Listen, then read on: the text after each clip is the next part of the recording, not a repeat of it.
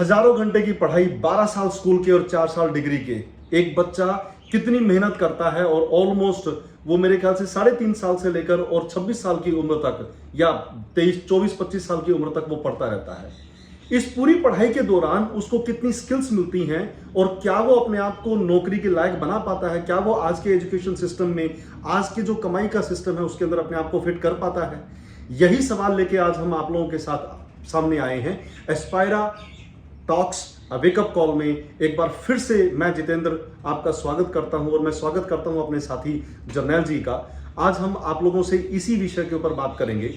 जर्नैल जी, Newton के सिद्धांत, trigonometry, arithmetic और आइंस्टाइन, पता नहीं उसकी एनर्जी की इक्वेशन E=mc², कितनी सारी चीजें हम लोगों ने अपनी पढ़ाई के दौरान पढ़ी। क्या आज उन चीजों का कोई महत्व आपको नौकरी में समझ आ रहा है और क्या ये चीज आपको थ्योरी के बिहाफ पे नौकरी दिला पाई? सर ऐसा है, जैसे देखो हमने जो आपने बताया, न्यूटन के नियम पढ़े, माइनस प्लस पढ़ा, साइन थीटा के मैथ जो पढ़े, हिस्ट्री पढ़ी, बहुत कुछ पढ़ा है। लेकिन अगर वो जो नॉलेज है आज हमें इस काबिल भी नहीं बनाती कि हम जाके टैक्स भर पाएँ।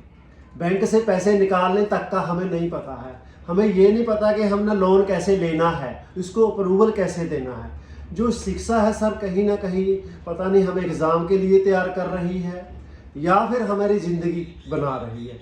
मैं यही सवाल आपसे भी पूछना चाहता हूँ, जो शिक्षा हमें सिखाई जा रही है असल में आम जिंदगी में वो हमारी कितनी मदद कर पा रही है? देखिए, शिक्षा का जो असली मकसद है वो है problem solving, decision making, adaptability, critical thinking, skill को पैदा करना। ये असली मकसद है शिक्षा का। और जिसने इस चीज को पा लिया तो वो आज के दौर में शिक्षित माना जाता है। शिक्षा का जो असली उद्देश्य है वो है कमाना सिखाना। आज अगर हम बात करें तो ग्रेजुएट्स की, तो इतने सारे ग्रेजुएट्स हैं जिनको प्रॉपर तरीके से इंग्लिश भी नहीं बोलनी चाहती, बोलने आती, वो इंग्लिश स्पीकिंग का कोर्स करने के लिए जाते हैं, आइलेट्स के लिए। और साथ के साथ आज के जो ग्रेजुएट्स बच्चे हैं उन बच्चों को अगर ऑनलाइन कोई फॉर्म भरना हो तो वो साइबर कैफे में उसकी मदद लेने के लिए जाते हैं। छोटी छोटी चीजें अगर एप्लीकेशन लिखनी हो वो भी वो प्रॉपर तरीके से नहीं लिख सकते। तो क्या त्रासदी है इस शिक्षा की, जो शिक्षा हम ले रहे हैं? क्या इस शिक्षा के दम पे कोई बच्चा किसी अच्छी मल्टीनेशनल कंपनी के अंदर नौकरी ले सकेगा? मुझे तो नहीं लगता कि वो ले सकेगा। तो शिक्षा के उद्देश्य को बदलना पड़ेगा, ये सबसे पहला हमें जो है सोचना होगा। और ये हम सब मिलकर कर सकते हैं, अकेला कोई भी व्यक्ति नहीं कर सकता। इसके अलावा मैं आज जर्नैल जी से पूछना चाहूंगा कि जर्नैल जी, मार्क्स और इंटेलिजेंस वो किस तरीके से आपस में आज लोग उसको समझते हैं, कैसे वो एक दूसरे से संबंधित है? सर मार्क्स ऐसी बात है, जो मार्क्स लेके आज हमने ना क्या कर रखा है, पेपरों में बस मार्क्स लाएंगे तो उसको सक्सेस माना जा रहा है, डिग्री लाएंगे तो उसको सक्सेस माना जाता है। लेकिन ज़िंदगी में यही चीज़ें नहीं होती सर। प्रैक्टिकल थ्योरी भी मैंने अपने आप में रखती है, तो हम इस पर भी बात करना चाहेंगे। मैं भी आपसे एक सवाल पूछना चाहूँगा सवाल के बीच। तो सर, थ्योरी और प्रैक्टिकल क्या हमारी ज़िंदगी में ज़रूरी है? इनकी क्या अहमियत है अलग अलग? देखिए जर्नैल जी, थ्योरी जो होती है, आप मुझे बताइए कि क्या डॉक्टर एक पेशेंट का इलाज कर पाएगा अगर उसने थ्योरी नहीं पढ़ी तो? क्या कोई भी जो है, अगर मान लो सपोज करो कि भी मैं एक इंजीनियर हूं और मैं एक सिविल इंजीनियर हूं, मैंने पुल बनाना है, तो अगर मैंने थ्योरी नहीं पढ़ी तो क्या मैं उसकी इंप्लीमेंटेशन, उसकी एग्जीक्यूशन, उस पुल को बना पाऊंगा मैं? नहीं। क्या एक वैज्ञानिक कोई आविष्कार कर पाएगा अगर उसके पास उसकी थ्योरी नहीं है तो इसका मतलब यह हो गया कि थ्योरी इंपॉर्टेंट है, बट इतनी इंपॉर्टेंट नहीं कि हम सिर्फ थ्योरी ही पढ़ते रहें। इसके लिए सबसे ज्यादा, एक अच्छी शिक्षा के लिए सबसे ज्यादा इंपॉर्टेंट है प्रैक्टिकल। सो जर्नैल जी, आप बताइए प्रैक्टिकल का जिंदगी में क्या महत्व है? प्रैक्टिकल से बच्चा क्या सीख सकता है? बिल्कुल सर, बिल्कुल। अगर मैं थ्योरी पढ़ दूँ सर, मतलब कि किताब में मैं पढ़ रहा हूँ कि मैंने तैरना सीखना है, सर मैं कभी भी तैरना नहीं सीख सकता। बिल्कुल। वो मुझे प्रैक्टिकल पानी में कूदना ही पड़ेगा, तभी मैं वहाँ पे सीख पाऊंगा कि तैरना कैसे जाता है। जी जी। अगर मैं सर गेमिंग देख रहा हूँ, खाली वीडियो देख रहा हूँ, तो मैं कभी भी कोडिंग नहीं कर पाऊंगा। बिल्कुल। कोडिंग करने के लिए मुझे लैपटॉप पे बैठना पड़ेगा, अक्षरों को समझना पड़ेगा और बहुत सारी चीजें हैं। जैसे मकान बनाना है सर, अगर मैं पढ़ूं कि भाई ये ईंटें इतनी यहाँ पे लगानी है, नहीं मैं बना पाऊंगा। बिल्कुल। अगर मैं उसको प्रैक्टिकल करूंगा, मिस्त्री के साथ जो ठेकेदार है उसके साथ काम सीखूंगा, तभी तो मैं किसी को मतलब कि बना पाएंगे। प्रैक्टिकल हमारी जिंदगी में बहुत ज्यादा जरूरी है। थ्योरी प्लस प्रैक्टिकल मिलके ही आगे आपको ले जा सकते हैं। तो कहने का मतलब ये, जर्नैल जी की बातों से जो मैं एक कंक्लूजन निकाल पाता हूं वो ये है कि आज की डेट के अंदर स्किल होना जरूरी है, कम्युनिकेशन स्किल होना जरूरी है, टेक्नोलॉजिकल स्किल होना बहुत ज्यादा जरूरी है, और सबसे ज्यादा इंपॉर्टेंट है कि किसी भी थ्योरी को बच्चे को इंप्लीमेंट करना आना चाहिए। सो हम जो बच्चों को साइंस पढ़ाते हैं, मेरे हिसाब से तो साइंस क्लासरूम के अंदर नहीं, साइंस लेबोरेटरीज के अंदर पढ़ाई जानी चाहिए। मैथ क्लास के अंदर नहीं, मैथ को मार्केट के अंदर पढ़ाया जाना चाहिए। बच्चों को पता होना चाहिए इस मैथ की असली एग्जीक्यूशन कहां पे है।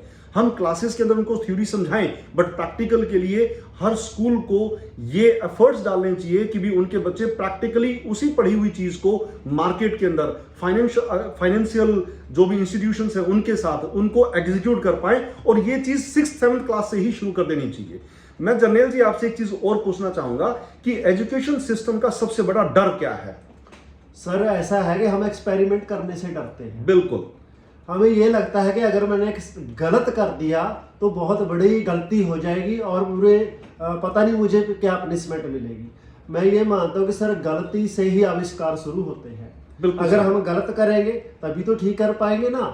आज हमने पानी में तैरना सीखना है सर, अगर हम उसमें बढ़ेंगे, 1-2 डुबकी लगाएंगे, पानी हो सकता है हमारे गले के अंदर भी चला जाए, तो हम अगर डर गए तो हम कभी भी तैरना नहीं सीख पाएंगे। एक छोटा बच्चा जब साइकिल चलाना सीखता है सर, वो बार बार गिरता है।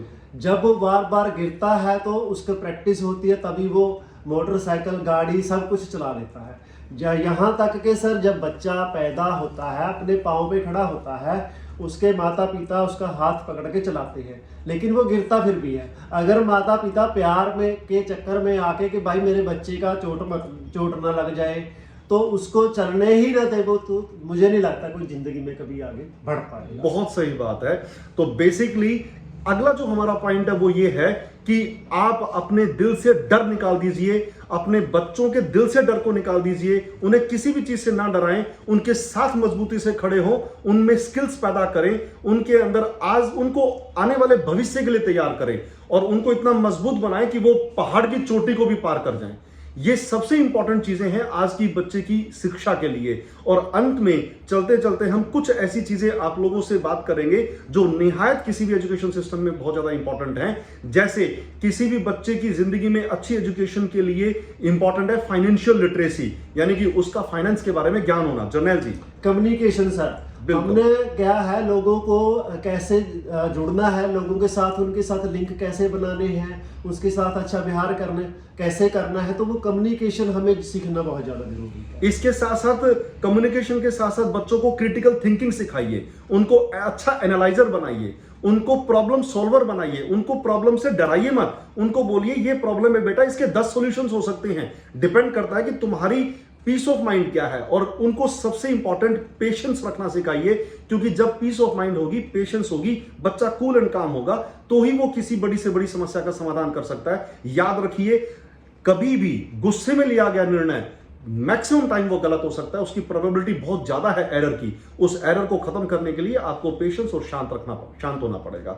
जर्नैल जी, अगला कोई इंपॉर्टेंट पॉइंट? टेक्नोलॉजी है सर। बिल्कुल। अपने बच्चों को टेक्नोलॉजी और एआई के साथ जोड़िए, क्योंकि अब जो टाइम है वो सर एआई का और टेक्नोलॉजी का है। क्योंकि अगर हम अपने बच्चों को टेक्नोलॉजी के बारे में बताएंगे नहीं तो वो पीछे रह जाएंगे और लोग उनसे आगे निकल जाएंगे। क्योंकि जो तजर्बा है सर वो वक्त के साथ बदलता चला जाता है। जो पीछे तजर्बे थे वो उस वक्त के साथ अच्छे थे, लेकिन आज अगर हमें सफ़र तेज़ी से करना है तो हम एरोप्लेन का सहारा लेना पड़ेगा। अगर ज़्यादा माल है जो वो दूसरे शहर से दूसरे शहर तक पहुंचाना है तो हमें रेलगाड़ी की मदद लेनी पड़ेगी। तो इसलिए जो टेक्नोलॉजी है सर वो हमने बच्चों को जरूर बतानी चाहिए। और इसके साथ साथ ये भी चीज़ बहुत ज़्यादा इंपॉर्टेंट है